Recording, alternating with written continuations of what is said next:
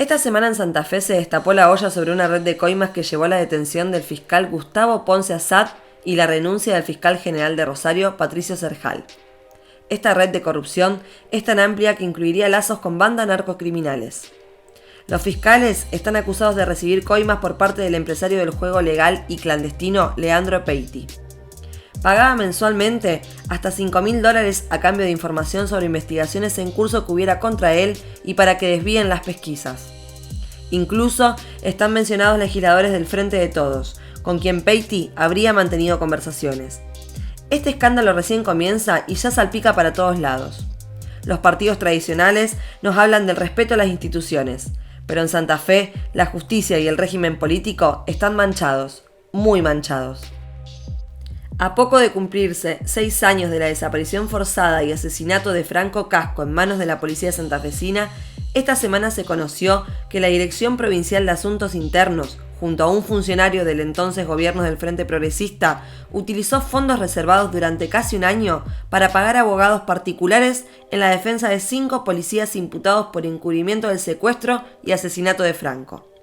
Cuando Franco fue secuestrado y desaparecido, el gobierno de Antonio Bonfatti, con su ministro de Seguridad, Raúl Lamberto, encubrió a la policía. Ahora sabemos que directamente usaron fondos públicos para defender a policías asesinos. El Estado se relame a sí mismo. Desde Sin Vueltas, exigimos justicia por Franco Casco. Basta de gatillo fácil. La situación que estamos viviendo las trabajadoras de brokers desde siempre es de mucha precarización. Nos encontramos obligadas a trabajar diariamente en jornadas de hasta 14 horas en negro. De lo contrario, nos despiden sin ningún tipo de liquidación ni previo aviso. Estamos cansadas de no contar con ningún beneficio laboral como ART o el tiempo que nos corresponde de descanso. Por eso estamos denunciando la situación que siempre padecimos y no vamos a parar hasta que esta realidad se modifique.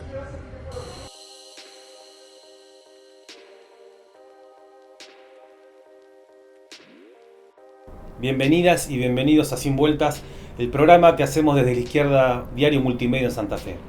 Ya llevamos 11 emisiones que podés ver por este mismo canal de YouTube. Hoy tenemos un programa con muchos temas. Vamos a incluir un repaso sobre los incendios del Paraná y la movilización del fin de semana en el puente Rosario Victoria. Además, Irene Gamboa nos va a presentar cómo es la nueva normalidad de estudiantes y docentes universitarios en tiempos de pandemia. Y veremos un segmento sobre la Biblioteca Popular Constancio Vigil. ¿Qué fue y qué es este espacio cultural que la dictadura quiso desaparecer? Pero antes de arrancar, veamos qué pasó en la última semana. Se cumplieron 7 años de aquella mañana del 6 de agosto en la que la avaricia de empresas que especulan con nuestras vidas y hacen negocios con los servicios públicos se llevó la vida de 22 rosarinos y rosarinas. No fue un accidente lo de calle Salta 2141, un crimen social. Desde ese día hasta hoy seguimos reclamando justicia y señalamos el rol nefasto de las empresas privatizadas en ese crimen social y en la vida cotidiana de millones de personas. En otro orden de avaricia e impunidad empresarial, vimos que ya está pasando lo que muchos trabajadores alertaron. Aumentaron los casos positivos de coronavirus en fábricas como La Virginia, Asindar de Villa Constitución y en las aceiteras del Cordón de San Lorenzo. También se conocieron casos en Jumbo, Carrefour de Rosario y repositores de otros supermercados. Recordemos además que en Rosario la tasa de personal contagiado en la salud supera incluso a la de la Ciudad Autónoma de Buenos Aires. Los trabajadores y las trabajadoras se sienten expuestos porque las empresas y el Estado no brindan medidas de seguridad. En La Virginia, por tomar un ejemplo, la comisión interna denunció que la trabajadora contagiada el primer día anunció los síntomas el día lunes. Personal de salud de la empresa dijo que eran síntomas gripales y aún así la hicieron asistir hasta el día miércoles. Los testeos masivos y la pelea por comités de seguridad e higiene votados por los trabajadores, que sean independientes de la empresa y con delegados de cada sector, se vuelven una necesidad básica para proteger la salud de las y de los laburantes. Y seguimos con la lista de empresarios estilo señor Burns. Vicentín, capítulo 1000 y la lucha que casi nadie muestra en la algodonera Avellaneda. A poco de conocerse el retroceso con el decreto de intervención, 300 obreros y obreras de la empresa perteneciente al grupo siguen en conflicto. Semanas atrás en este mismo programa hablamos con Sonia, trabajadora y delegada de la planta, que nos comentaba sobre las terribles condiciones laborales que quiere imponer la firma de los Nardelli y los Padovan. Hoy están llevando un acampe para reclamar algo básico como es no tener salarios de hambre, como pretenden estos miserables que solo le pagan 8 pesos por antigüedad. Podés ver más en Izquierda Diario y desde acá por supuesto que le mandamos todo nuestro apoyo. Ahora sí, vamos al tema que sigue causando bronca e indignación, porque realmente no paran y los responsables siguen impunes: la quema de las islas. El sábado fue el tercer corte del puente Rosario Victoria y como desde el primer momento desde la Izquierda Diario fuimos no solo como un medio de comunicación de la izquierda, sino también a poner el cuerpo y exigir que dejen de destruir nuestros humedales. Vamos a ver las imágenes. La biodiversidad del humedal es devastada por la avaricia de un puñado de empresarios extractivistas que lucran con la destrucción del ambiente. Jóvenes activistas, ecologistas, organizaciones políticas y familias salieron a marchar por el puente Rosario Victoria ante la inacción de los gobiernos. Los humedales cumplen un rol clave para regular el flujo y la cantidad del agua. En épocas de lluvias retienen el agua, impidiendo grandes inundaciones en zonas urbanas, y en tiempos de sequía ofician de reservorio. Son ecosistemas frágiles y pequeños cambios pueden alterar estructuralmente las condiciones biofísicas. En lo que va del año, se quemaron ilegalmente 500.000 hectáreas del delta del Paraná. El humo que ya llegó a la ciudad de Buenos Aires es la prueba directa de la acción criminal de empresarios que orquestan las quemas para explotar comercialmente los terrenos de los humedales, transformándose en un nuevo episodio del continuo proceso de degradación y destrucción ambiental que sufre el ecosistema costero. Sin embargo, por parte de las autoridades municipales, provinciales y nacionales, se sigue sin tomar medidas de fondo para recuperar y proteger uno de los humedales más grandes del mundo. Se sigue garantizando la impunidad de los responsables. El gobernador de Entre Ríos, Gustavo Bordet, decretó la emergencia ambiental para el delta entrerriano, pero no establece medidas concretas para evitar que el fuego continúe arrasando. El ministro de Ambiente y Desarrollo Sostenible de la Nación, Juan Cabandier, se sacó una foto apagando el fuego en las islas y en Twitter pidió responsabilidad ambiental, solo eso, y delegó en la justicia la solución del problema. Perotti dijo que el problema es que no llueve. ¿Qué más se podía esperar de un amigo de los grandes empresarios del campo? Miles se movilizaron exigiendo que se terminen los incendios. Es necesario que los sindicatos y centros de estudiantes acompañen estas medidas y reclamos para frenar la destrucción porque nuestros humedales tampoco se negocian. La situación es urgente, no hay planeta B. Como ya dijimos, nos sumamos al reclamo y exigimos una respuesta inmediata para que dejen de destruir los humedales. Señalamos la complicidad abierta del gobernador de Entre Ríos, Gustavo Bordet, del Frente de Todos, y la complicidad por omisión del ministro Juan Cabandier, que parece que quiere seguir los vergonzosos pasos del ministro macrista Sergio Berman. Los humedales no se queman, se los protegen. Quédate, porque a continuación Irene Gamboa te muestra qué está pasando en la Universidad de Rosario durante la cuarentena. Y también tenemos el especial sobre la Biblioteca Vigil. Pero antes, vamos con un poco de música de la mano de los guitarristas Julián Cicercia y Sebastián Teglia.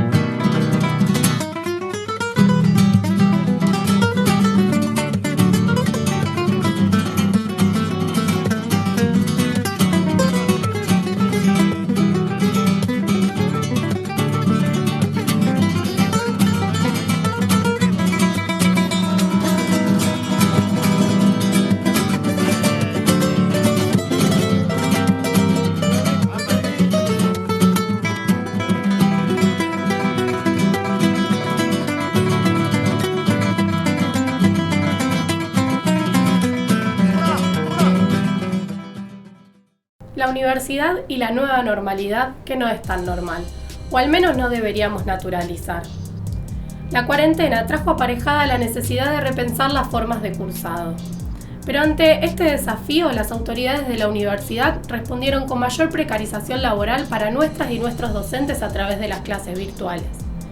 Sabemos que la virtualidad está dejando afuera un montón de estudiantes que no tienen acceso a la conectividad o que tienen que tomar enormes jornadas laborales para hacer frente a la crisis que estamos viviendo.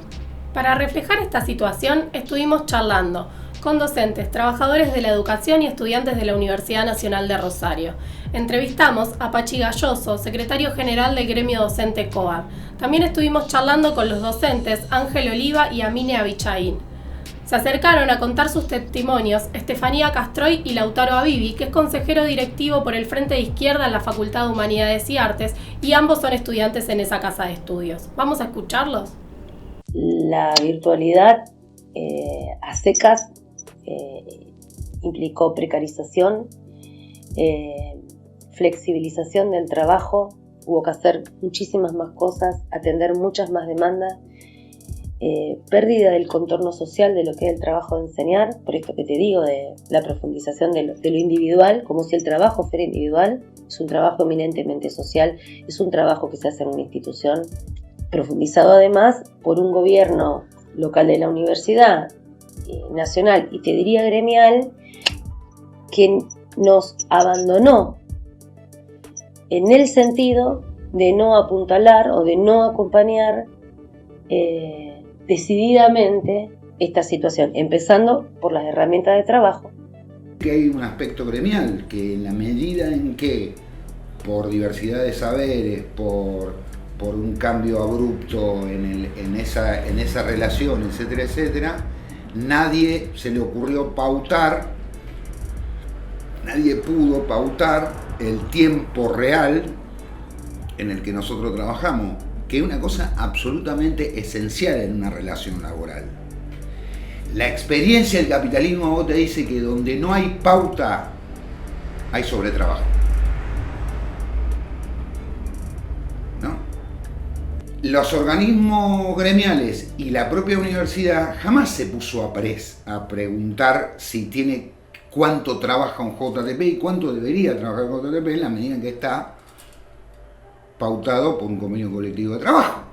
Están categorizadas en un convenio colectivo de trabajo. Yo firmo, voy a facultad y firmo por 11 horas. Soy JTP. O por entre 7 y 11. Ahora, no trabajo 7 y 11. A veces trabajo 24 semanales, a veces trabajo 32, a veces trabajo 6.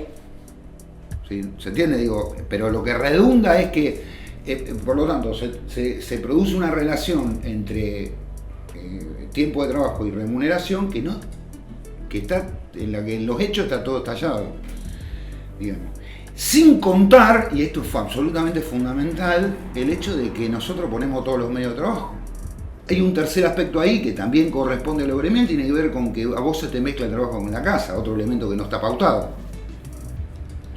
Compañeras, enormes cantidades de compañeras están con los hijos en sí.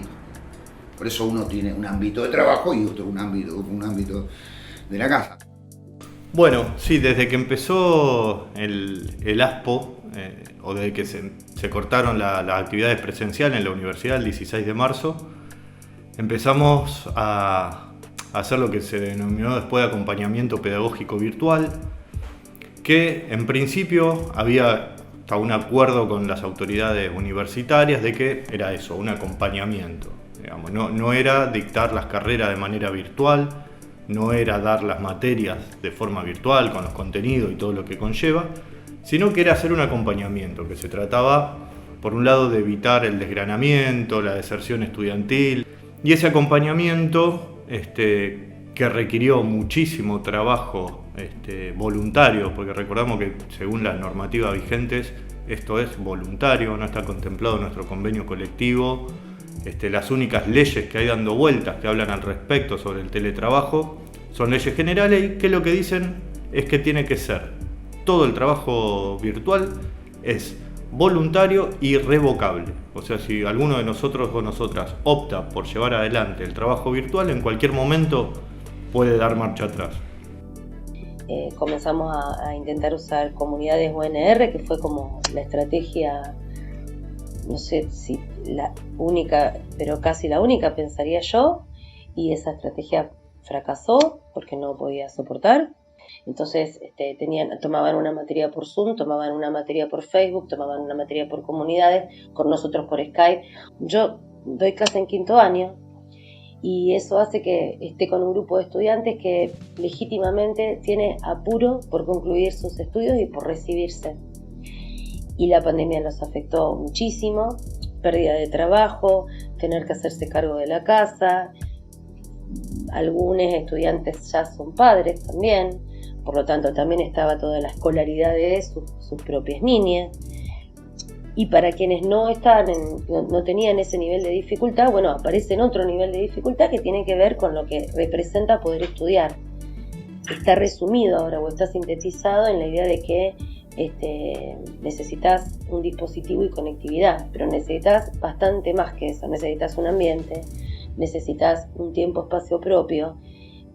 Bueno, se sucedieron estas situaciones de tener que pedirle al hermano que se vaya de la pieza, tener que pedirle a la familia que se raje de la cocina para poder tomar la clase.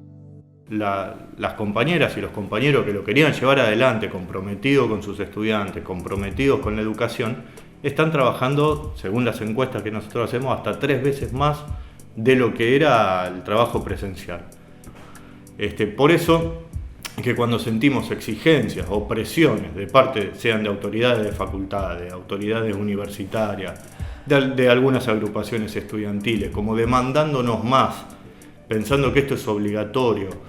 Por ejemplo, el tema de los exámenes es el tema que está candente, que es central en este momento, que nosotros, bueno, seguimos repitiendo lo mismo que cuando esto empezó. Es voluntario. Vamos a hacer hasta donde podamos, con todo el compromiso que tenemos, pero hasta donde podamos. No vamos a dejar nuestra salud en este proceso tampoco. Porque si queremos tomar exámenes, debíamos empezar por una cosa posible. Al protocolo que se está usando en términos generales en la universidad para tomar exámenes en estos días es la construcción de 3 o 4 abogados, que bastante pocos seguramente saben de relación pedagógica, digamos, y armar un protocolo que tiene una impronta meramente disciplinar respecto de lo que es un examen y una evaluación, digamos, que supone además formas oprobiosas de relación con el otro. Se te meten adentro de tu casa, te ponen pauta respecto de qué es lo que tenés que hacer y qué es lo que no tenés que hacer dentro de... ¿Qué estamos hablando? ¿De qué estamos hablando? Así no se puede tomar un examen. Eso no es un examen. Eso es un avasallamiento, digamos, directamente. Digamos, si yo me pongo del lado del docente y tengo que tomarle bajo esta fórmula virtual a 37 personas o más, etcétera, etcétera, no termino más. Y otra vez de nuevo se pone en juego el convenio colectivo de trabajo. Mi experiencia con el cursado fue bastante complicado con la modalidad virtual por el hecho de que yo no tengo un espacio propio y tratar de concentrarme se me complicó bastante, ya que es una casa donde hay movimiento permanente, además de disponer solo de un celular y una muy mala señal de internet. Así que bueno, por ese mismo motivo tuve que dejar y creo que era imposible para mí, ya que no tenía los recursos necesarios para poder abordar con todas las materias y poder dar un buen rendimiento y que me vaya bien. Así que bueno, lamentablemente fueron esos los motivos que me perjudicaron para seguir tercer año de Bellas Artes. La cuarentena agravó mucho la situación de las y los estudiantes de la universidad. Según las mismas autoridades y el rector, más del 50% de los estudiantes se quedaron afuera, de la cursada, de poder rendir, por no tener acceso a internet, a una computadora, o porque su situación se empeoró muchísimo con la crisis, teniendo que salir a laburar, perdiendo el ingreso económico, teniendo que ayudar a sus familias. Lo mismo con los docentes, con la flexibilización de su jornada, con la precarización. No son situaciones que son nuevas, pero que sí se profundizaron muchísimo con la cuarentena. Las autoridades hicieron oídos sordos ante las advertencias de docentes y estudiantes. Nunca pensaron becas integrales para poder ayudar y para evitar que miles y miles de pibes se queden afuera de la universidad pública. Hay que decirlo también, el gobierno nacional mantuvo un presupuesto, no aumentó un solo peso del presupuesto votado en el 2018 por el gobierno ajustador de Macri, y prioriza pagar a los acreedores, pagar la deuda antes de discutir la paritaria docente o medidas para evitar que los estudiantes se queden afuera de la universidad. Estamos ante una situación de una emergencia educativa enorme, en donde los centros de estudiantes y la Federación Universitaria tienen que tomar cartas en el asunto, tienen que organizar hasta el último estudiante que está en esta situación, que se está quedando afuera, para poder pensar medidas y exigencias a las autoridades y al gobierno nacional. Nosotros, por nuestra parte, desde Enclave Roja, en el Frente de Izquierda Unidad, queremos impulsar. Este 15 de agosto vamos a tener la primera asamblea junto a cientos y cientos de estudiantes en todo el país y con Izquierda Socialista para poder poner en pie un movimiento estudiantil que quiera jugar un rol en esta crisis. Nosotros seguimos llamando e insistiendo a los compañeros del Partido Obrero, del MST y de todas las agrupaciones de izquierda que quieran jugar un rol y quieran participar en esta asamblea para poder jugar un rol en esta crisis histórica que estamos viviendo, en donde los platos rotos no lo pagamos los trabajadores y los estudiantes. Muy claros los testimonios que hablan de la realidad que viven miles adentro de la universidad. Pero ni las autoridades del rectorado ni el Ministerio Nacional de Educación dan una salida para docentes y estudiantes. La consecuencia de esto, miles de estudiantes se quedan afuera de las facultades y los docentes ven cómo se empeoran todos los días sus condiciones de trabajo. Defender el derecho a la cursada no es otra cosa que defender la educación pública en tiempos de crisis. Por eso, la propuesta que llevan adelante los estudiantes de la Juventud del PTS y del Frente de Izquierda para realizar este 15 de agosto una Asamblea Nacional de Estudiantes para poner en discusión el problema de la deserción, del hambre y de la brutalidad policial no es una opción, es una necesidad. Ahora vamos a una pequeña tanda, pero quédate, porque en el próximo bloque vamos a estar hablando sobre la historia de la Biblioteca Vigil y de la lucha por su recuperación hoy.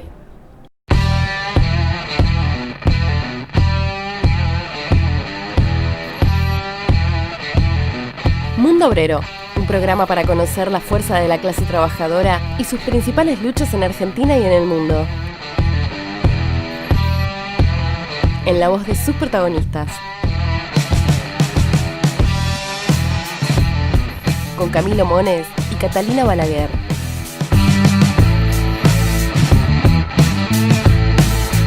Por La Izquierda Diario Multimedia.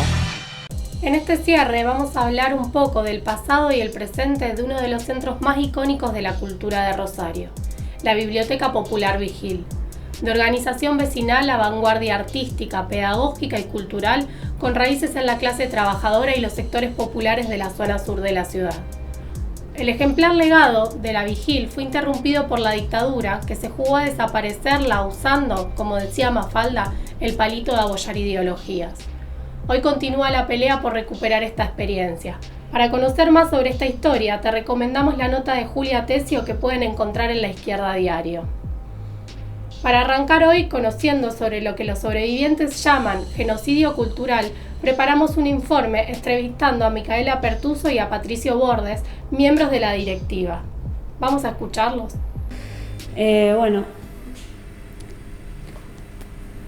Acción. Un proyecto ambicioso empezó a gestarse en el corazón de Barrio Tablada allá por los años 30. Tal vez en ese momento, los miembros de la vecinal de la zona sur de Rosario, que desarrollaban talleres artísticos y pedagógicos abiertos a la comunidad, no tenían dimensión del modelo de avanzada que terminaría siendo durante las décadas del 60 y 70. Teniendo como punto de partida a las demandas de los trabajadores y sectores populares por su acceso a la cultura y al calor de una gran convulsión a nivel internacional, donde trabajadores, jóvenes y estudiantes enfrentaron desde las fábricas, las universidades y las calles al propio sistema, se desarrollaban grandes vanguardias culturales. En Rosario, ese fenómeno se llamó La Vigil. Desde su separación de la vecinal en 1959, la biblioteca creció a saltos, al punto de contar con 80.000 libros, un sello editorial propio, un jardín de infantes, una universidad popular, un centro recreativo y deportivo, una guardería y un centro materno-infantil, un museo de ciencias naturales y un observatorio astronómico, con un lente utilizado por investigadores y observadores a nivel internacional. Además, formó una escuela primaria y secundaria gratuitas, mixtas, laicas y de doble turno con acceso irrestricto. La Vigil llegó a contar con 80.000 adherentes y 650 empleados en solo 17 años. Pero la gestión social de un modelo educativo de excelencia, abierto a las mayorías excluidas, y la construcción de un espacio cultural de vanguardia por fuera de la lógica del mercado, no podía ser aceptado por la clase dominante.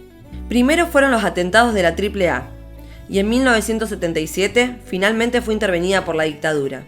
La intervención implicó el secuestro y tortura de directivos y trabajadores, y la liquidación material y política a partir del robo, venta y quema de bienes materiales, como la mitad de los libros de la biblioteca, que además fue clausurada.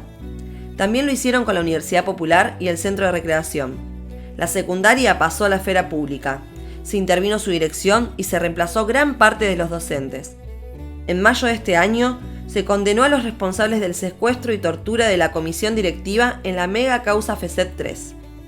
Hay como una experiencia muy linda, particular, en torno a atravesar la experiencia de los juicios, ¿no? y de conocer los testimonios de compañeros, compañeras de la biblioteca, socios, estudiantes, dirigentes que pudieron testimoniar cómo fue el proceso de intervención del golpe cívico-militar en el año 77 en la institución.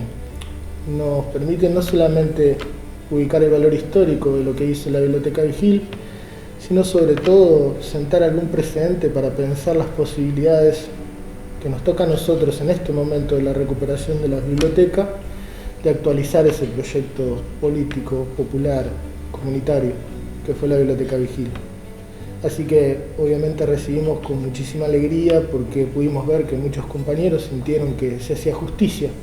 Encontramos también la posibilidad de darle un poco de oxígeno a la historia de estos espacios en particular, que están enmarcados en lo que creo que es lo más novedoso que aporta Vigil a estas causas, sobre todo en materia penal, pero también en materia política, que es la figura del genocidio cultural, que es la idea de que los genocidios, como los pensamos y como pensamos el terrorismo de Estado, tuvieron una fase específica en la represión cultural, en la biblioclastía, en la quema de libros, en la represión de los espacios comunitarios que, independientemente de los procesos políticos revolucionarios de la década del 70, estaban construyendo futuro, estaban permitiendo que los sectores populares se organizaran para satisfacer sus necesidades por fuera de los mandatos coyunturales de un gobierno o de una política de Estado.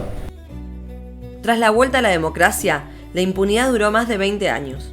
En el 2004 se constituyó una asamblea de socios y comenzó una lenta y difícil recuperación de la biblioteca. En 2008 se obtuvo nuevamente la personería jurídica y en 2013 se restituyó parte de los bienes. A partir del 2004 hubo una asamblea de socios muy grande, se juntaron cerca de 200 socios y entonces como el reclamo empezó a tener mucho más peso y se empezó a correr mucho más la voz desde queremos que recuperar la Biblioteca Vigil es nuestra.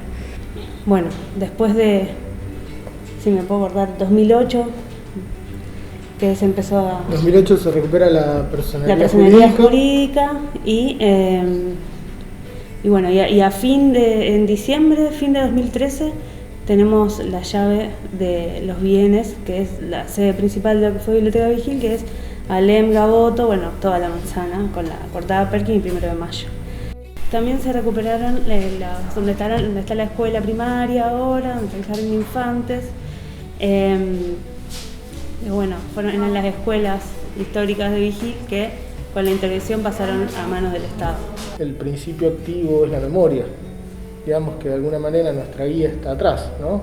Y creo que en parte uno de los ejes fundamentales es cómo reconstruir esos lazos sociales comunitarios que el terrorismo de Estado, el neoliberalismo, la desocupación, la precariedad y la violencia luego fueron desarmando, ¿no? Desarticulando. En tiempos de pandemia y con las actividades reducidas, la biblioteca no se desprende de su compromiso social y realiza campañas solidarias para colaborar con quienes más lo necesitan. Bueno, y otra actividad que estamos haciendo ahora en este contexto tan complejo de aislamiento social y difícil económicamente es la colecta solidaria. Lo que hacemos es generar el vínculo con los merenderos y comedores del barrio y no del barrio también a veces, con las personas que quieran donar. Entonces, recibimos donaciones en Vigil de lunes a viernes de 15 a 19 horas de alimentos no perecederos, artículos de limpieza, ropa, abrigo, frazada, digamos, todo lo que es eso. Les invitamos a participar de la Vigil, a construir esto que es la Vigil. A todos pueden participar, digamos, de las propuestas que tenemos, como hacer el servicio bibliotecario, los talleres, los más de 30 talleres artísticos y de deporte, a venir al teatro, a acercarse a ver los libros de la editorial, pero sobre todo queremos también que se acerquen con nuevas propuestas, digamos, porque esto está en plena reconstrucción y no sé, ¿qué más? Les esperamos. Muchas gracias por habernos acompañado hasta acá. Este programa, como todos los que hacemos desde La Izquierda Diario Multimedio, necesitan de tu ayuda para poder llegar a más gente. Si te gustó el programa de hoy, hacé clic en la campanita para recibir las notificaciones. Dale me gusta a este video y déjanos tu comentario. Nos vemos la semana que viene en Sin Vueltas desde Santa Fe.